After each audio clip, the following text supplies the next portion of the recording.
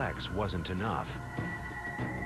He wanted to know where all those chemicals came from and how they evolved. It's a lot like sort of doing a molecular detective story. What we do is we break it down. We separate all the different components out into individual components, do a wide variety of tests and other analyses to find out what makes it work, what makes it kill, and how can we use it. Fry first tested the effects of hundreds of different snake venoms, observing their terrifying impact on animal tissues. Some dissolved flesh like acid. Some made organs like the heart burst from the inside out. Others caused instant paralysis. He then used the latest technology, called liquid chromatography, to separate out the chemicals within each venom. On these graphs, each peak indicates a different killer toxin within just one venom.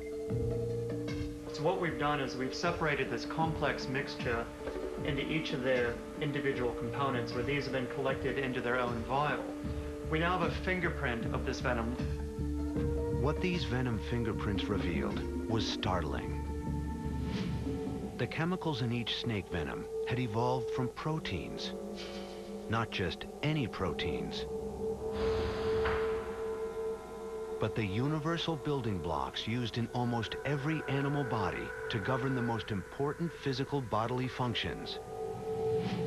From the circulation to digestion and even the chemistry of the brain.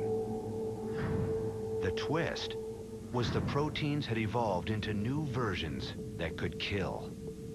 So the snake venom proteins don't come out of thin air. What they are is they're mutated forms of natural body proteins, often ones involved in very important physiological processes.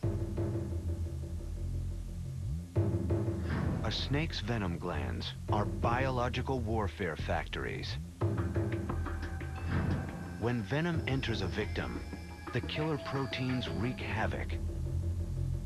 You can think of it as a smart bomb. It's built for the inside of the body that it's going to, and it's going to work there because that's where evolution has designed it to go. So how does this mechanism work in practice with the most venomous snake of all, the taipan? To see the effects of its venom in action, Fry experiments on his own blood. We've just taken a not small amount of my blood out, and we're going to use that. We're going to add taipan venom to one vial and leave the other vial alone, and then we'll be able to see the difference. So what I'm doing is adding the taipan venom to the blood. This is my blood. Without any venom, this is my blood on taipan venom. You can see what it's done to it. It's turned it into a solid clot. Now imagine this is my blood, but my blood actually inside of me. Obviously, this is not going to do good things. By making all those millions of tiny little blood clots, all your blood clotting factors are being used up.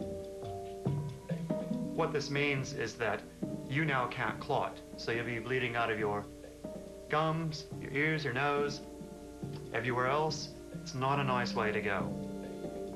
The taipan's venom evolved from proteins that formed clots in its own blood to heal wounds. Once injected, it reduces its victim's blood to a mixture of massive clots and a liquid that leaks from every orifice. When the taipan bites a human, venom surges into the body and peppers the bloodstream with millions of tiny blood clots. This triggers a cascade of deadly effects, shutting down the liver, kidneys, and lungs. All it takes is a fraction of a teaspoon. One mystery remains about the taipan. Out of the thousands of snake species on Earth, why is the taipan's venom so powerful? Fry thinks there's a reason for that. So this is the Australian taipan, all of its legendary glory. Unlike any other Australian snake, they specialize on feeding on very dangerous prey items. Snakes normally don't try to go after these kind of prey, such as bandicoots and the native plague rat, because these are animals that could severely injure or even kill the snake.